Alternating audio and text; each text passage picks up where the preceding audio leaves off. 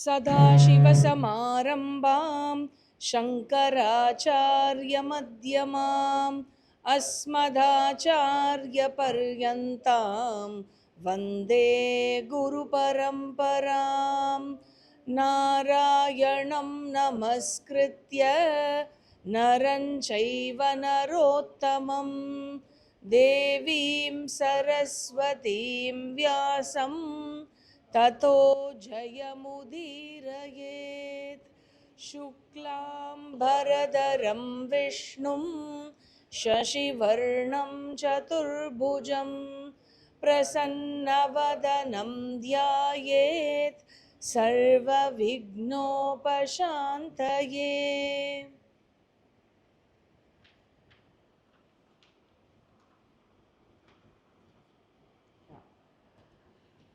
Vishnu Sahasranama. Vishnu Sahasranama is the text where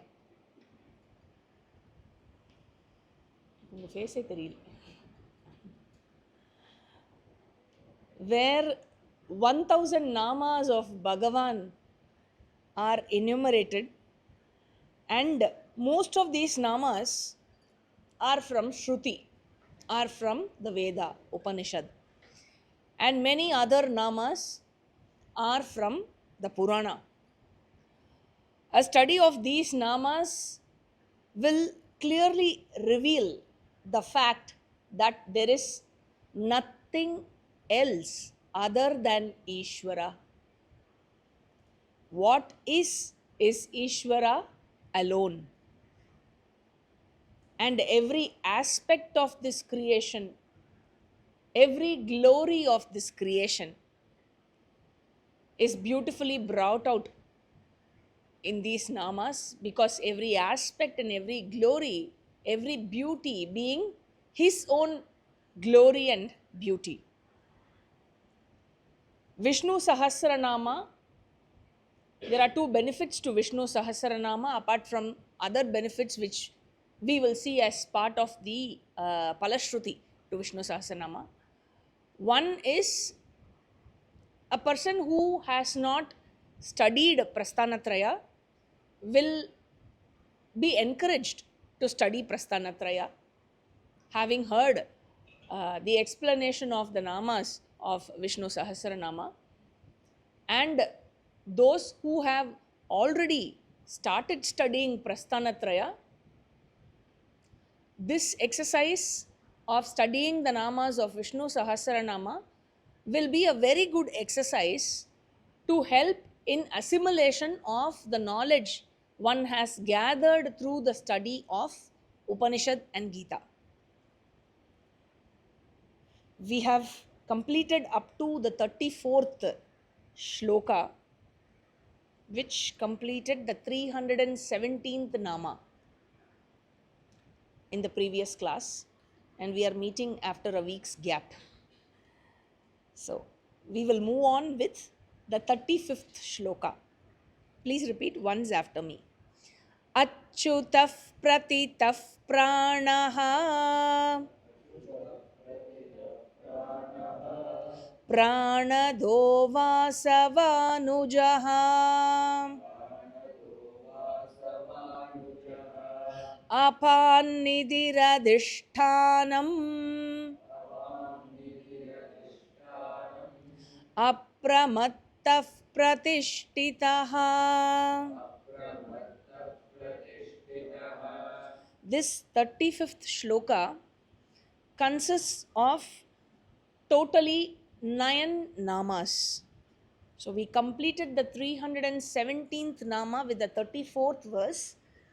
Now this 35th verse begins from the 318th nama and carries the nama up to 326th nama. The first one in the shloka being the 318th nama, Achyutaha. Achyutaha is occurring for the second time in Vishnu Sahasranama, and this already occurred once as the 100th nama, which we have already seen. There we saw the meaning as na na chyavate, the one who does not deviate, and na chavishyate, the one who will never deviate, and na chyutihi, meaning the one who has no fall or decline at any point in time. This is what we saw when we covered the 100th Nama Achyutaha. Here, as the 318th Nama, Acharya gives a slightly different derivation. He says, Shad Bhava Vikara Shunyatvat Na Chyutihi Asya iti Achyutaha. Shad Bhava Vikara Rahitatvat Na Chyutihi. Shad Bhava Vikara meaning six-fold modifications. The one who does not have six-fold modifications. Modification or change, which is a continuous phenomenon, is classified as sixfold in our Shastras. Asti, Jayate, Vartate, Viparinamate, Apakshiyate, and Vinashyati. Asti refers to the existence in the mother's womb, or with reference to an inert object, it refers to the unmanifest condition in the causal form. Asti, Jayate, it takes birth. Vartate, it grows. This aspect is definitely with respect to the living things. It grows. Viparinamate, there are changes in course of time. After a particular age, growth stops. Still, there are changes. Hair grays, tooth weakens, the limbs start weakening, skin wrinkles, eyes and other senses start fading away. Viparinamate. Apakshiyate, the decline happens. And finally, Vinashyati.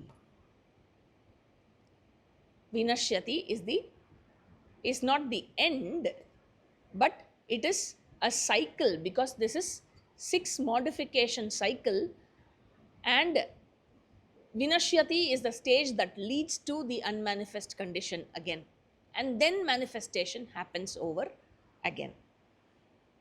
Here, Bhagavan is defined as the one who does not have these 6 forms of modifications. Therefore, he does not have Shyutihi, which means destruction. All these forms of modification refer to time. Anything, any object, any being that is subject to time will have these 6 forms of modifications, will come into the ambit of these 6-fold modifications. Where we say Bhagavan does not have these 6 forms of modifications, it means Bhagavan is not bound by time. This is why it is said Bhagavan is beyond time. There are certain books that express this using this word beyond. This is a very confusing word unless we get to understand what is being communicated. Beyond time, meaning he is not subjected to the limitations of time. That is 318th Nama Achyutaha. 319th Nama Prathitaha. Prathitaha. The first tha is the second tha. Tha. And then tha. Prathitaha. Bhagavan, Prathita mean one who is well known. Bhagavan, how is Bhagavan well known? Commonly, he is well known as the creator, the sustainer, and the resolution ground of this universe. If you ask any random person who is Bhagavan, he will say the one who created all of us, the one who is protecting all of us, and the one who will finally destroy this creation. Right? So that is how he is well known as the creator, protector, or the sustainer, and the resolution ground of this universe. Someone said the very word God can be expanded as the generator, the operator, and the destroyer of the universe. Generator, operator, and destroyer. And that is why he is called God. Therefore, since he is well known in this way, he is called Pratitaha. Also, Bhagavan is well known because of his avatars. He is so well known that he has taken so many avatars and he is very popular in that way.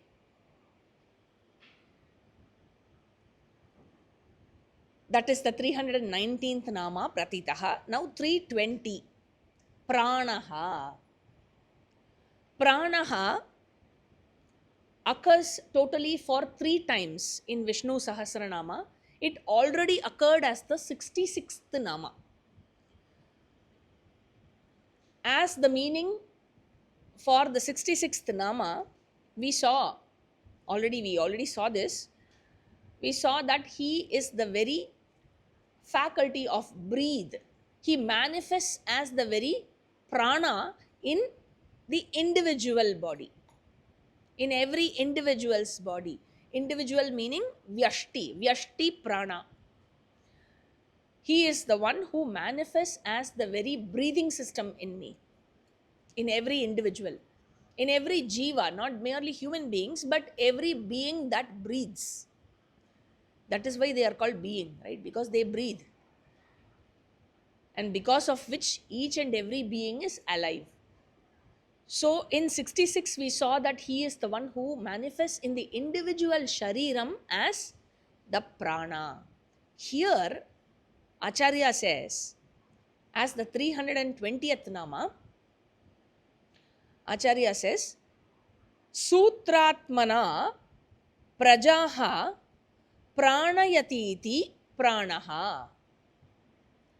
He is not only the one who enlivens your body, but he is Sutratma.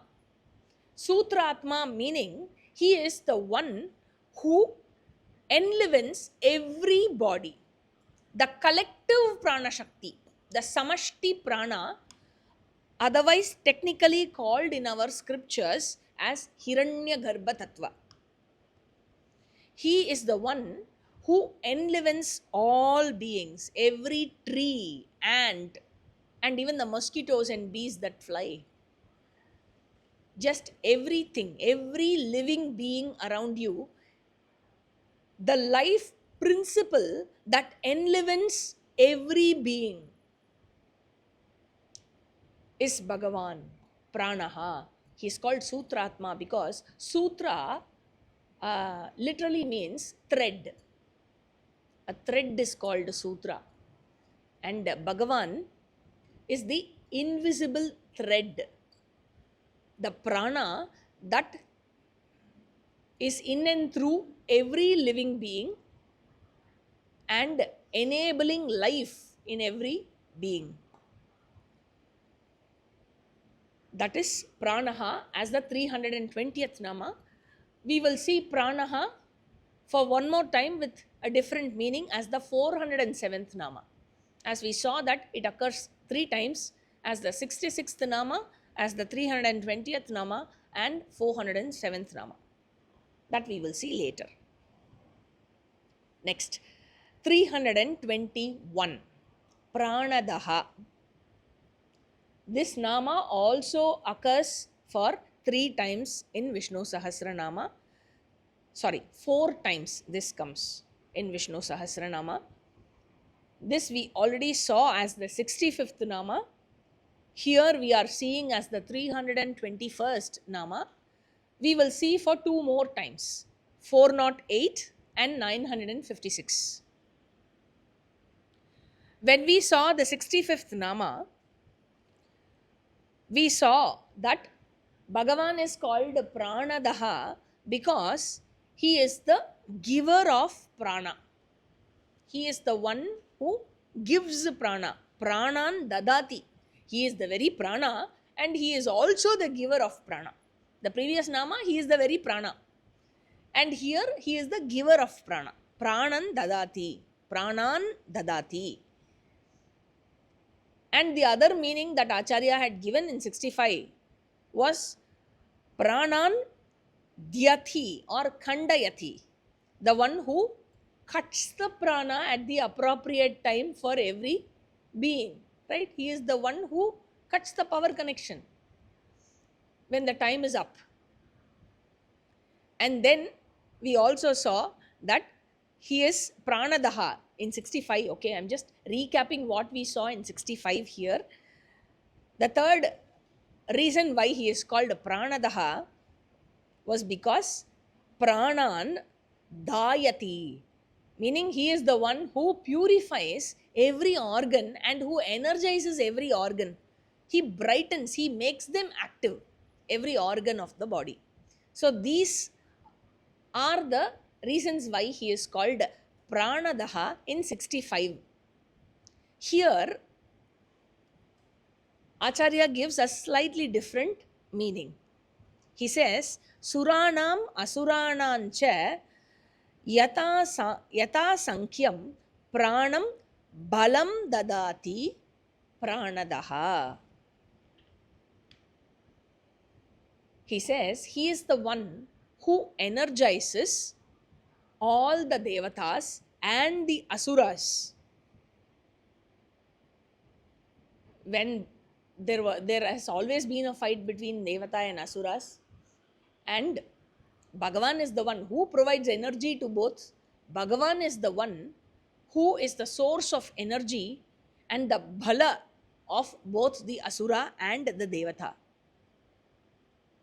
And with respect to all beings, he energizes people not only in the form of breathe, he also energizes in the form of food, in the form of sunlight, the moonlight, air, water, and everything. All the various phenomena in this Srishti that gives and sustains life.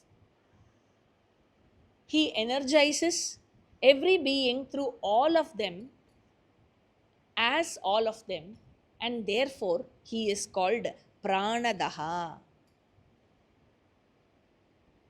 In the Puranas, we have the story with reference to Devas and Asuras and the fight. We have the story of Amrita Mantanam, right? The scenario where both the Devas and Asuras were involved in the churning of the Milky Ocean to bring out the Amrita. And we know what happened. The Milky Ocean was there to be churned. And then what was the churning rod that was used? It was the Mantara Mala, the mountain that was used for churning. And the rope for churning was Vasuki Sarpa. And the head part of the Sarpa was given to the Asuras. Devatas were very cunning this way. They gave the head to the Asuras and they held the tail, right? So while they churned, what happened? The serpent started bringing out all the poison, and all the poison were eventually thrown on the Asuras, right? And Bhagavan, what did he do? As Maheshwara, he came and he collected all the poison to protect the jivas. He collected all the poison and he drank it. And that's when Mata Parvati came and she held his neck. And that's why the poison was stuck here. And therefore he had the name Neelakanta. Because of the poison, his neck turned blue. And then as a result of the churning, Bhagavan came out in the form of Dhanvantari. Already it was Bhagavan only in Kurma Avatara who was holding the Mantara Mala, right? And then as Dhanvantari with the Amrita Kalash, he came out. And it was Bhagavan himself in the form of Mohini who was the distributor of the Amrita. Right? So Amrita was given to whom and was denied to whom? It was given to all the Devatas and it was denied to all the Asuras. How bad! You took their service for churning the ocean and you denied them of remuneration. You refused. When it came to Amrita, you were partial only with the Devatas. You did not want to give to the Asuras. Why you did not give? They also do bhakti on you. Why Bhagavan was so partial? Is he really partial? As a student of Vishnu Sahasranama and Prasthanatraya, one is supposed to be a mature candidate. Purana is for a text for the immature. You start with small stories, small moral stories, and these Puranas assume, for lack of words, I say, assume a philosophical meaning. The tatparya behind these stories in the Purana has to be grasped by the students of Prasthanatraya and Vishnu Sahasranama, because you are supposed to be a senior student of higher grade, right? The Tatparya is the Milky Ocean represents the world of samsara, the world where one is given to all sorts of experiences, all ups and downs. The ocean is like that, right? So that is what the Milky Ocean represents. The Mandara Mala, the Mandara mountain, stands for the individual mind and the effort. The churning is the effort. This churning represents the effort one takes to examine the experiences of life. All the positive and the negative experiences, the difficult experiences, the painful and the pleasurable experiences, all that one is given to in life. This churning represents the examination of whose experience? One's own experience, not looking at the others. Yes, one can always do that, but for learning purpose, not for evaluating the other person. But in terms of examination, every person is already given with a lot of experiences, and we just need to give the time to look into and examine for our own selves. And Vasuki, the Sarpa, represents all the desires that one has, the kama. And the poison that was thrown by the snake represents the suffering that one undergoes in the pursuit of kama. And all the asuras represent the negative tendencies in one's mind, in one's character and behavior. The rajasic and tamasic tendencies, which are called as asuric tendencies. That is how we can also see the presentation in the 16th and 17th chapter of Bhagavad Gita, especially the 16th chapter. And the Devatas represent the positive tendencies in one's mind, otherwise the sattvic tendencies. Now, the Kurma Avatara of Bhagavan Vishnu, which is the unchanging hub on which is the adhisthana for the mountain and the churning to happen, right? He represents the unchanging consciousness principle, because of whom the Mandara mountain, the mind, the kama, the vasanas, all the sattvic, rajasic and tamasic tendencies function. He is the adhisthana on whom everything happens, that unchanging consciousness principle. And the Amrita Kalasha represents moksha.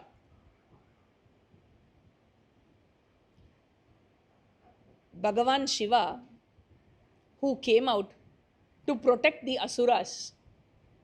In spite of your negative tendencies, in spite of your negative tendencies, Bhagavan will always be there to protect you at every stage and to teach you, to give lessons in life, to tell you that you have to learn and turn away from the rajasic and tamasic tendencies in your mind. And as a representation of that protection alone, Bhagavan Shiva in the story appears as Neelakanta, who swallowed all the poison that would have otherwise affected the asuras. Therefore, even if little amount of bhakti you do, in spite of your adharmic tendencies, for that little amount of bhakti, Bhagavan is there to protect you. And the Amrita was not given to the asuras, meaning it is not available for the one who has predominantly rajasic and tamasic tendencies. The one who takes to negative tendencies can never have even experiential ananda. Where is the question of him understanding that he is the very Ananda Swarupa?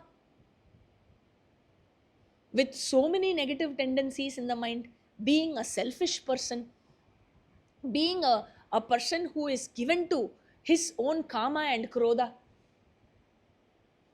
Therefore, this is the philosophical presentation, the tatparya. I think instead of using the term philosophy, we can rather stick to the word tatparya, which is difficult to translate. This is the essence of the churning of the Milky Ocean, and this is how a person who is a student of Shastram should understand this. Therefore, Bhagavan is the giver of strength. He is not only the giver of physical strength, he is also the giver of my emotional strength. Pranadaha. 322. Vasavanujaha. Vasavanujaha is simple. Vasavasya Anujaha. Vasava is the name of Indra Devata, and Bhagavan in his Vamana Avatara was born to Rishi Kashyapa and Aditi Mata as the younger brother of Indra, who was called Vasavaha. Therefore, Vasavasya Anujaha, Vasavanujaha. 323. Apam Nidhihi. Apam Nidhihi. Nidhihi means reservoir. Reservoir of what? Of apam, of water. The great reservoir of water. All the great water bodies. The greatest of water body are the oceans, right? And the water cycle, it's a cycle, so you don't have a starting point. So you start from some place which is considered to be really great, right? So you start from the ocean. So the evaporation happens from the ocean, then the clouds are formed, then the clouds are moved and the rain happens, and then the rain flows through streams and rivers and lakes and ponds and are consumed by us, and through all other means, finally it goes back to the ocean.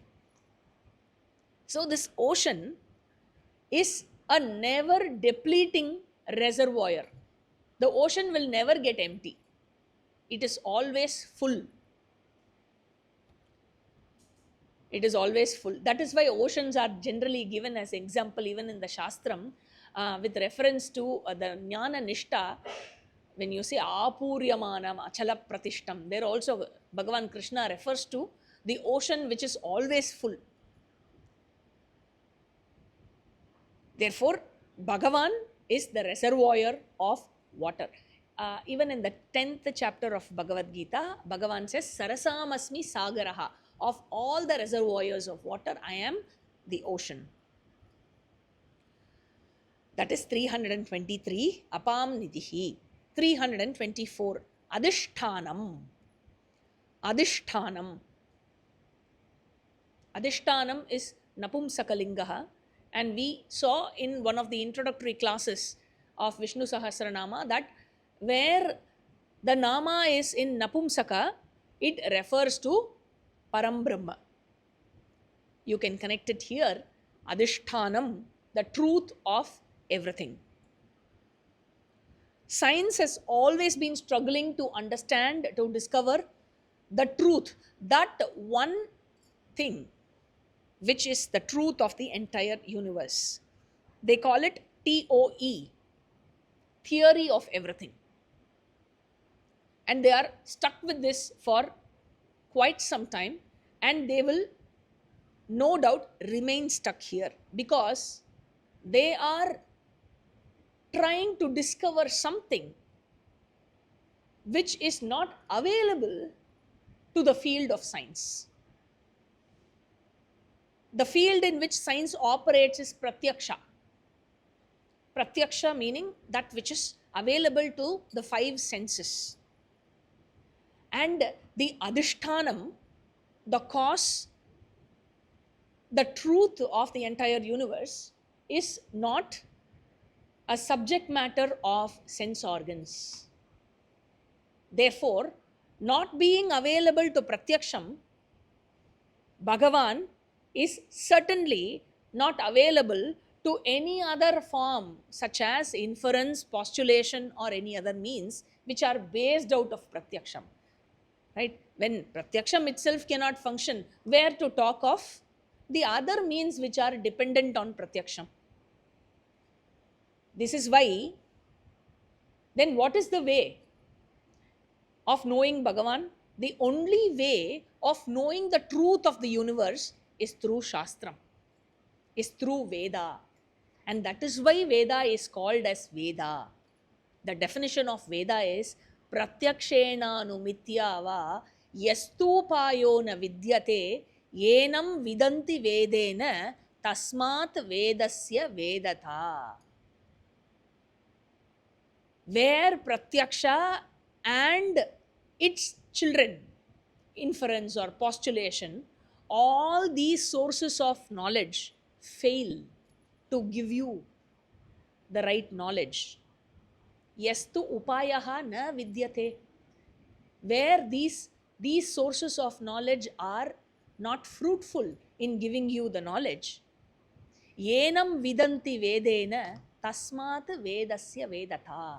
The one that gives you the knowledge in that field where science cannot reach,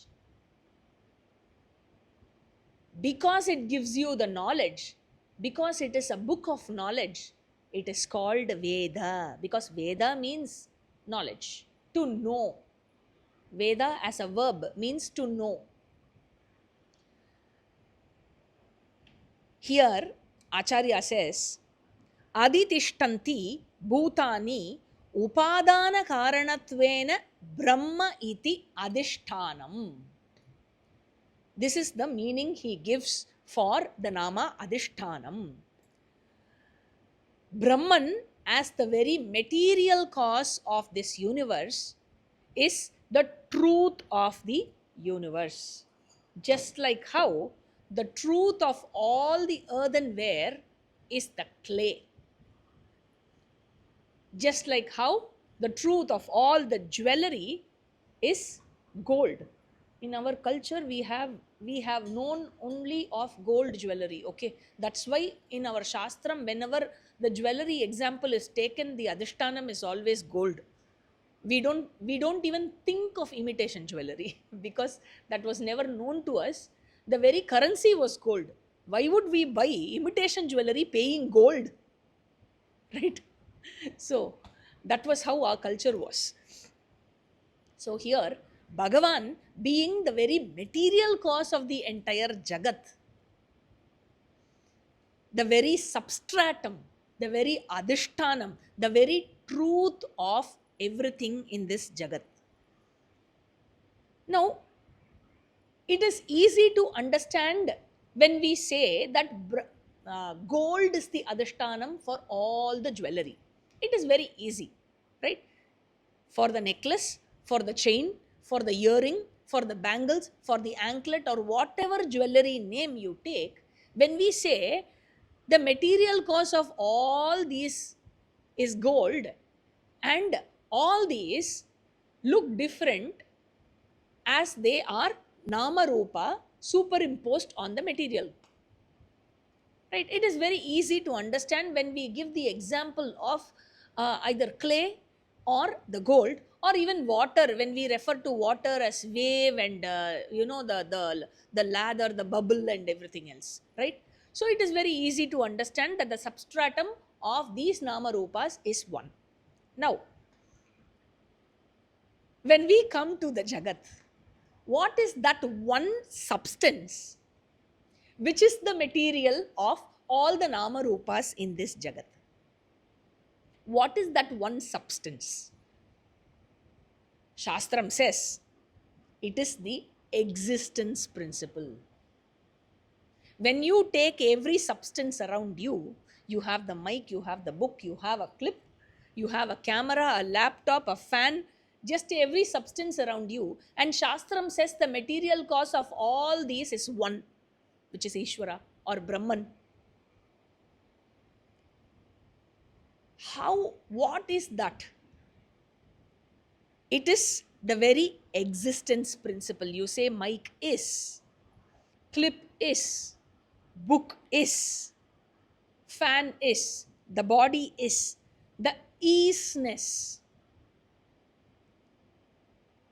is the truth of everything. Can you imagine any substance without existence? There cannot be any substance without existence, including time and space are all created entities. And we say time is, space is. The isness of even the time and space is Bhagavan. And just like the existence of all the jewelry is nothing but the existence they have borrowed from their source, gold, the existence of all the earthenware is nothing but the existence of the clay. So also the existence of the entire Jagat, every Nama Rupa in this Jagat is nothing but the existence of Brahman. They all exist in Brahman.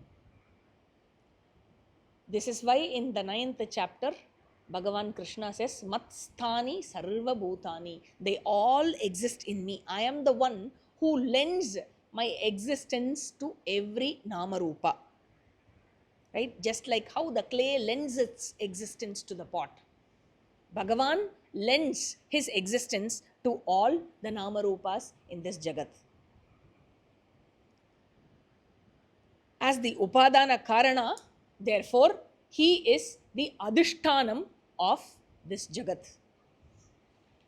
And he being the Adhishtanam of this Jagat as its material cause, he is called, he being the truth of this universe as the material cause, he is called Adhishtanam.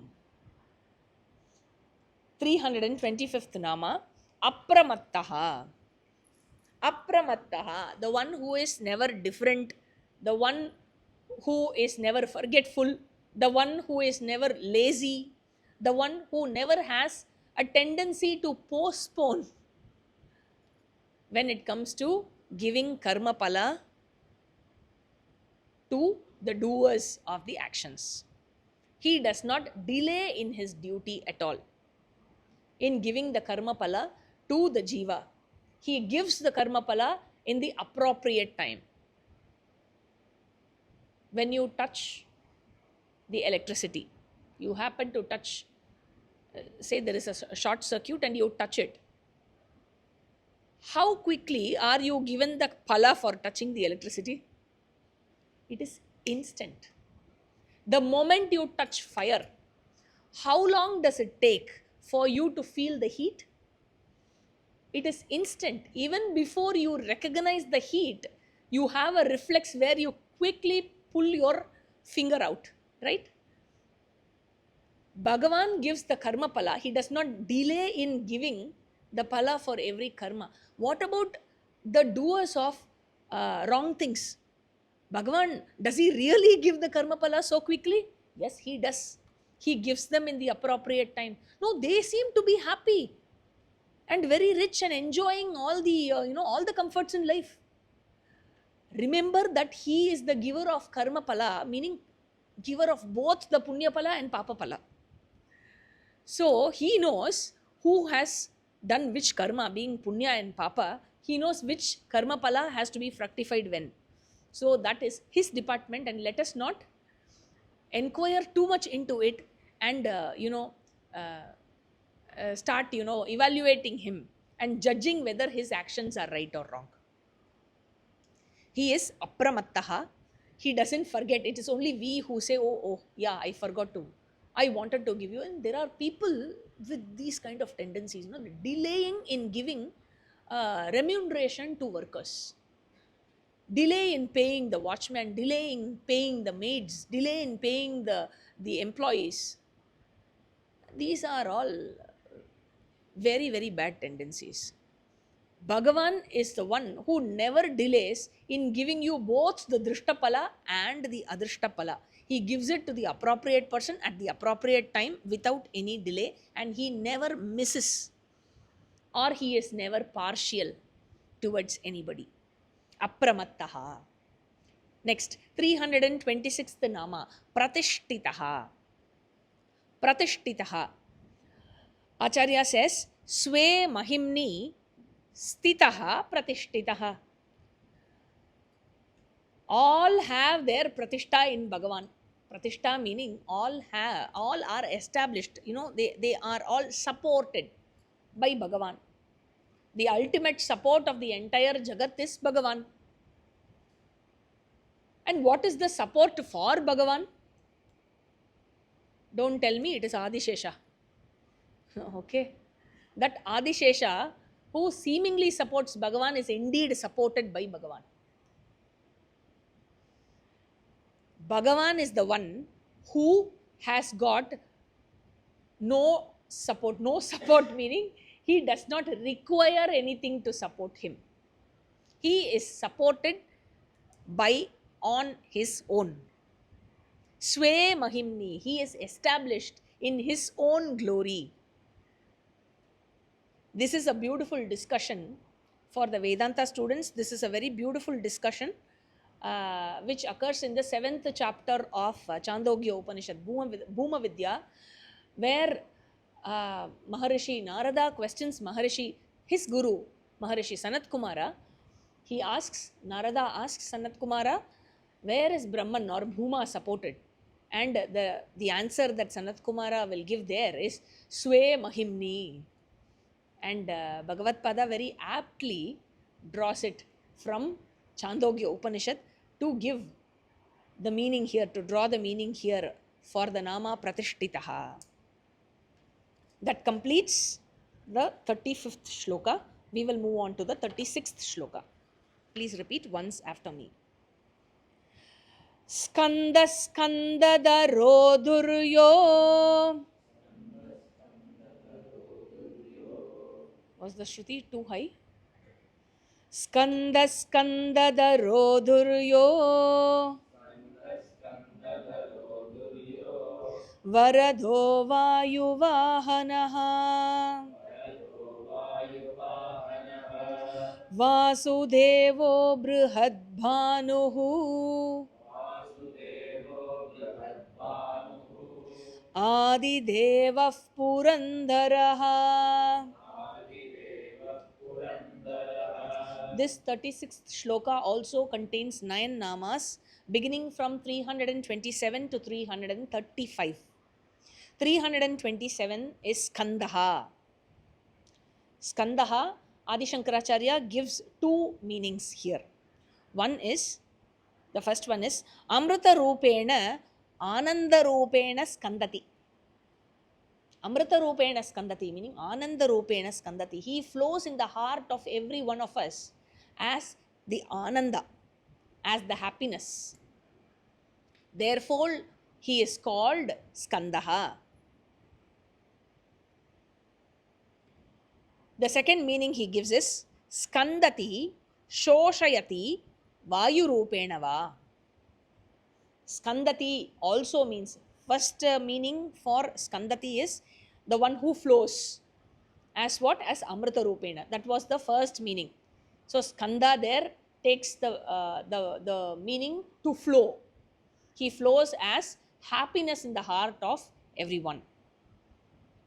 The second meaning for Skanda, Acharya says, Shoshayati. Skandati means to dry up.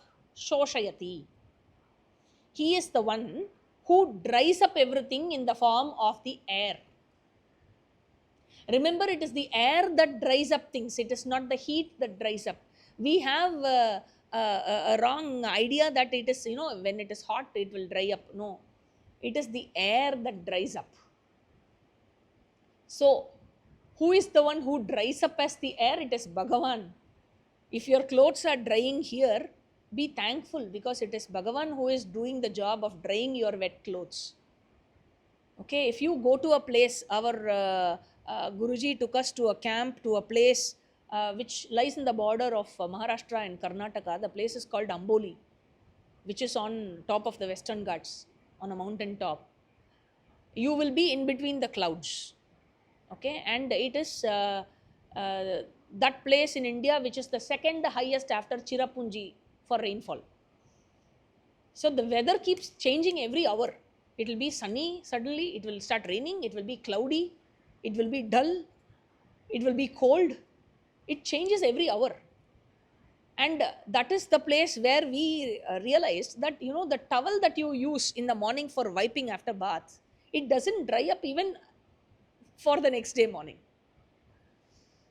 So that is, reminds you of the glory of Bhagavan in the form of air, who dries up your towel and every other thing that you put in water. And he makes it available for your use back home, right? And Skandaha is also the name of Lord Muruga that we already know. That is 327th Nama. 328th, Skandadaraha. Skandadaraha. Here, Skandam, the word Skanda takes a different meaning. Acharya says, Skandam Dharma Patham Dharayati Skandadaraha. Here, Skanda refers to Dharma. Probably this is why Lord Muruga, who came to establish Dharma, to destroy the Asuras and establish Dharma, he was called Skanda himself. It is this Dharma that takes you to this Skanda called Dharma, this Dharma called Skanda, that takes you to the Skanda called Ananda. Right? Without Dharma, there is no Ananda. Where is the question of Shanti when one does not take to the path of Dharma? The mind will never be at peace, because the path of Adharma is the path of Rajas and Tamas, where the mind is always given to the Rajasic and Tamasic tendencies. Where is the question of Shanti in the mind? And that mind which does not have Shanti, where is the question of Sukham? Where is the question of Ananda? When the mind cannot even have experiential Ananda, transactional Ananda, where to talk of that person attaining the highest knowledge and understanding that he is the very Ananda Swarupa? When experiential Ananda is out of question, where to talk of the Swarupa Ananda? Bhagavan is Skandam Dharayati. He is the one who maintains Dharma. Right? Because he is the one who said, Dharma samsthapanarthaya aham sambhavami yuge yuge. Right? So for the purpose of protecting Dharma, for the purpose of maintaining Dharma, it is his department to take care. Right? So what does he do? So we can keep doing adharma, is it? Because it is only his job, no? Why should I struggle and maintain Dharma? He will take care of Dharma. Let me live the life I want to live. No. What will he do? Vinashayacha dushkritam. Right? For destroying adharma, he will first teach a lesson to the adharmi. If he is not going to listen, he will destroy the adharmi itself. So Bhagavan is the one, as he also tells in Bhagavad Gita, Lokesmin Vivida Nishta. And Acharya takes these words from here to write in the introductory Bhashyam of Bhagavad Gita. He says, Bhagavan is the one who is the giver of the two margas to the human beings. The two margas being Pravrti Marga and Nivarti Marga. The Shreyas Marga, the Prayas Marga and the Shreyas Marga. Pravrti Marga is the life where one is allowed to enjoy all the dharmic pleasures of human life. The Grihasthashrama Dharma, where one is supposed to lead a contributory life, a Yajnamaya life, a life that is filled with worship, and he contributes to the well-being of the society around him. It is a two-way contribution. By leading, taking to the life of Dharma, he actually contributes a lot invisibly to his life, his personal life, and also visibly and invisibly to the society around him.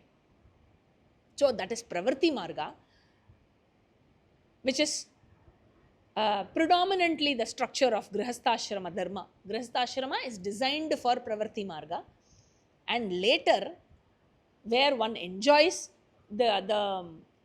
all the pleasures in the world, dharmika, all the dharmika pleasures, and where he matures, enjoying, he grows along with enjoying the pleasures, and he matures and he is ready for the next stage of life, which is Shreyas Marga, the Nivriti Marga, which is designed, the Sannyasa Ashrama, which is designed for acquiring knowledge. Because Bhagavan is the one who is the provider of these two Dharma Margas, Dharma Dvayam, as Acharya describes in the Upodgata Bhashyam of Bhagavad Gita. He is the one, he being the one who designed these two Margas of Dharma, and he gave it to us. Because of this, he is called Skandaha, Skandadharaha, Skandam Dharma Patam Dharayati Skandadharaha. The Prayas Marga is for Ishvara Aradhanam, and the Shreyas Marga is for Ishvara Jnanam, mapping it to the introduction of Vishnu Sahasranama. 329, Duryaha. Duryaha. He being the Adhishtanam of the entire universe, he bears the load of the entire universe. The one who is the Adhishtanam of the family, the supporter of the family, has to bear the load of the family.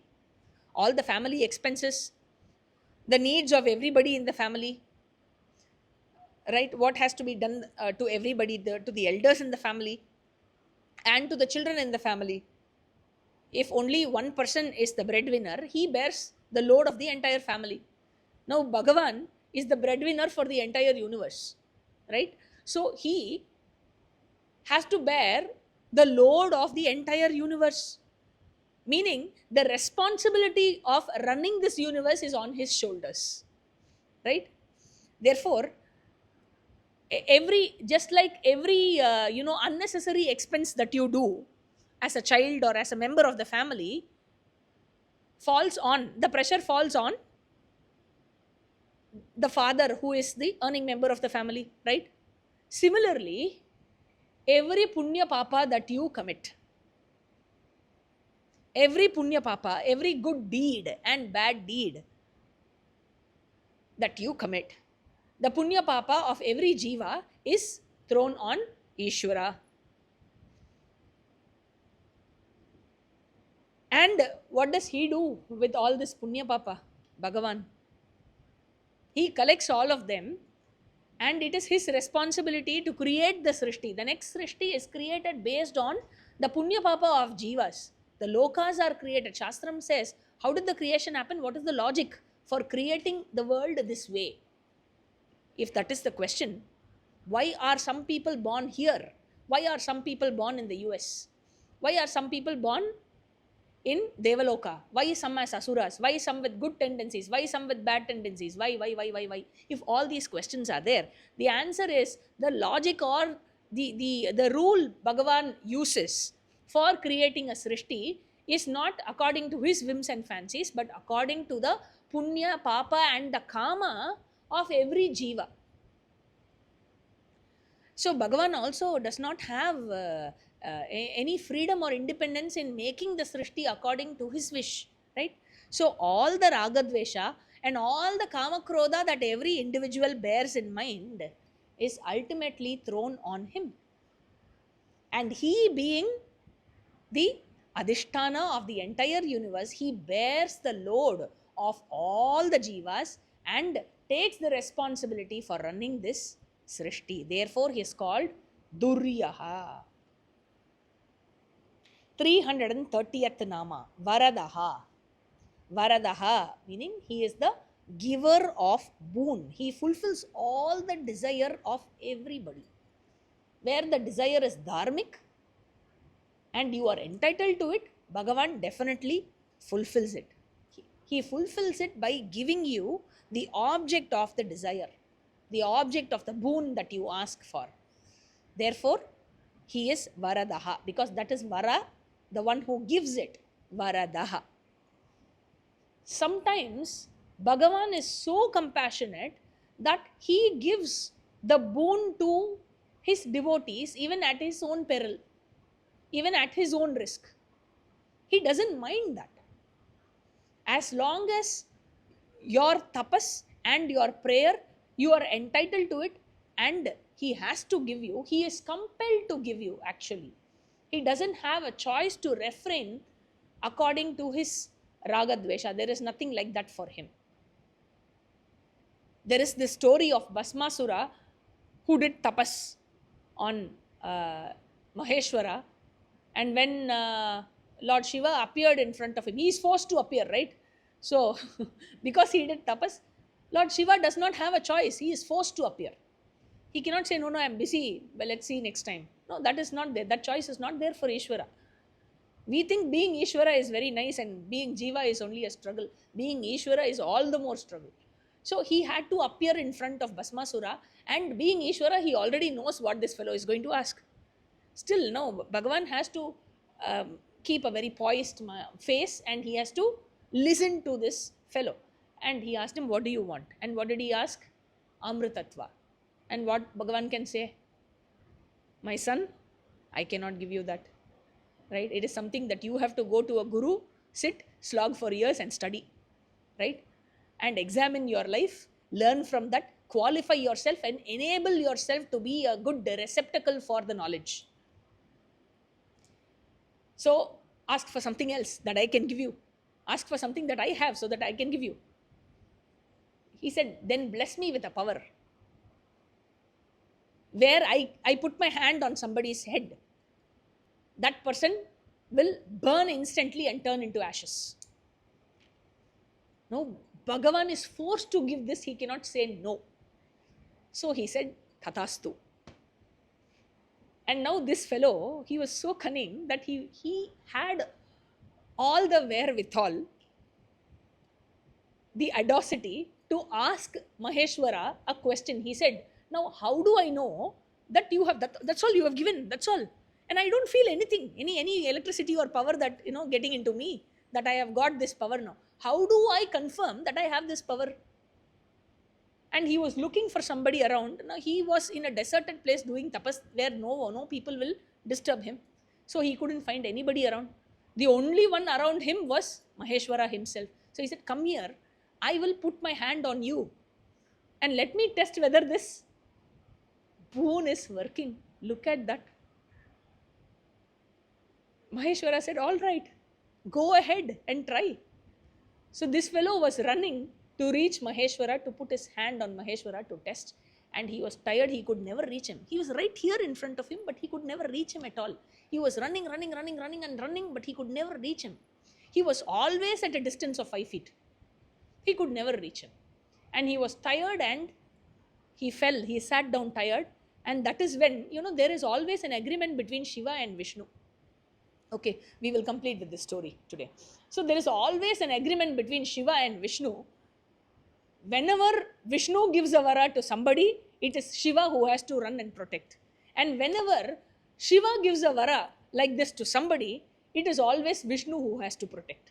Right? So, Bhagavan Vishnu came down in the form of Mohini, Mohini Avatara, to, lure this guy, Basmasura. And the moment he is an asura, always with negative tendencies. So when this fellow looks at a beautiful girl, what will run in his mind? The only thought that goes in his mind is that I have to get her. So he goes to her and he asks, "You look very beautiful. Shall we get married?" She says, "All right, we can get married, but the thing is, I always wanted a partner who can dance equally with me. So if you can dance like me, then we can get married." He said, "That's all. You teach me how to dance and I will dance." So she started teaching every step, and whatever step she did, he was trying to imitate her. And finally, as a part of the dance, she took her hand and she placed on her own head. And this fellow also, forgetful of the boon that he just received from Maheshwara, he placed his hand on his head and he turned into ashes. So that was the story of Basmasura. Now, this is all very nice to hear. That is, see, these things, as I told you, have a philosophical touch, right? So, where one has so much negative tendencies that he refuses even to look at Ishvara as Ishvara, that he forgets the very basic things, his own negative tendencies will destroy him. As Bhagavan Krishna says in Bhagavad Gita, Maya eva ete purve nihataha. Where one is given to adharma, I have already destroyed them, Arjuna. The very adharma that they committed have already destroyed them. So all that you have to do is just to remain as an instrument of me and just keep shooting arrows. That's all. They will fall. There is no great effort that you need to take, and you are not killing anybody. They are already killed because of their adharma. And Bhagavan is a reckless giver. Always remember that. As long as I am committed to the path of dharma, and all that I wish and pray for to him is dharmic, I don't need to worry whether, and I don't need to doubt the capacity of Bhagavan to give me. He will definitely give me, and he will definitely give me what is the best. And he is the one who takes care of me much more than even what I can think of taking care of myself. He is such a giver. With that, we will finish this class and we will take the other namas in the next class. Om Purnamadav Purnamidam Purnat Purnamudachyate Purnasya Purnamadhaya Purnameva Vashishyate. Om Shanti Shanti Shanti Harihi Om Shri Gurubhyo Namaha Harihi Om. There are a couple of announcements that I wanted to make. The first announcement is regarding the commencement of Mahabharatam classes in Tamil. Mahabharatam classes are scheduled to begin from Vijayadashmi, which is the 2nd of October. And thereafter, every week, Thursday evening, 7 to 8:30 p.m. India time. And it will happen for all age groups. It is the classes, the mode of instruction is Tamil, and it is for all age groups, and an attempt, a hope, a prayer to cover all the Upakathas in Mahabharata. So it will go on. How many years it will take, I don't know. How many Vijayadashmis it will take, I don't know. So we will begin this Vijayadashmi, and we will hopefully complete at the earliest possible. So that is one announcement. So this announcement is made for two purposes. One, to seek your blessings to enable me to take the class, and to also participate and spread the news, so that all those who are interested in listening may always, they can come here directly, they can listen here directly, or you can always participate online. So this is the first announcement. The second announcement is uh, there were already classes going on. You might have seen a series called Gita in My Life, which was taken for, which is being taken for a community in Guduvanjeri, which is to the south of Chennai. And they have shown a lot of interest to study Gita. So we will be commencing Gita classes in Tamil to that batch. So those of you in Vishnu Sahasranama batch who will be comfortable listening to Gita in Tamil may join. It is open for you also. You may join. We will have the Google Forms posted in our Vishnu Sahasranama group as well, so that you can register through the forms. And there is definitely a plan of starting Gita class in English for the Vishnu Sahasranama batch for those of you who would be comfortable listening to Tamil in English. So there are some students in Vishnu Sahasranama who had asked for Tamil classes. So this announcement is made keeping them in mind. So you may join. We will soon begin Gita classes in English. We are just looking for the appropriate place and time. That's all. So please do pray that Bhagavan blesses us with a good time and place and strength for all of us to begin the new classes. Hari Om.